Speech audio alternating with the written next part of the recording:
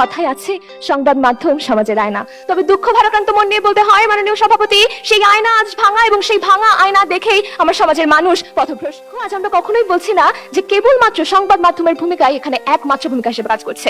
আমরা বলছি অন্যান্য সহায়ক উপাদান যেগুলো আছে সেগুলোর মধ্যে থেকে অন্যগুলো গৌণ এবং সংবাদ মাধ্যমের ভূমিকায় এখানে মুখ্য ভূমিকা পালন করতে আজ সংবাদ মাধ্যম 4 দিক থেকে কাজ করছে। কি কি? 1. সত্য বিকৃতির মাধ্যমে জনমত নিয়ন্ত্রণ, 2. ভয় ও ঘৃণার রাজনীতি তৈরি, 3. ভিন্নমত দমনে নৈতিক বৈধতা প্রদান ও 4. জনগণকে নিষ্ক্রিয় দর্শক। সংবাদ মাধ্যম যখন সম্পূর্ণ মিথ্যা বলে না, অর্থাৎ অর্ধ সত্য বলে, যখন সত্যের একাংশ আমাদেরকে দেখায়, যখন তথ্য বিকৃতিকে অস্ত্রের রূপ দেয়, তখন জনমত আর স্বাধীন থাকে না, সেটি পরিণত হয় ফ্যাসিবাদের দাসে। এবং এমন জ্বলন্ত উদাহরণ আমাদের বাংলাদেশের প্রেক্ষাপটেও কিন্তু বিরল নয়। আমরা আজ কেন 2024 জুলাই আন্দোলনের কথা বলছি না বিজ্ঞ বিচারক মণ্ডলী?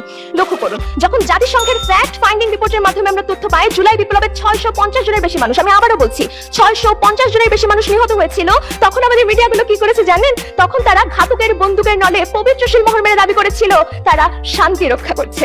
যে মিডিয়া 650টি লাশকে কেবল দায়িত্ব পালন বলে ট্যাগ দিতে পারে, সেই মিডিয়ায় কি আজ ফ্যাসিবাদের প্রধান খুঁটি নয়? প্রশ্ন করে যাচ্ছি বিজ্ঞ প্রতিপক্ষের মাধ্যমের গোপন মঞ্চটা কি জানেন? সেটি হলো মগজ ধরাই সাঙ্গ করো, আমাদের খবরটিকেই তোমরা ধন্য করো।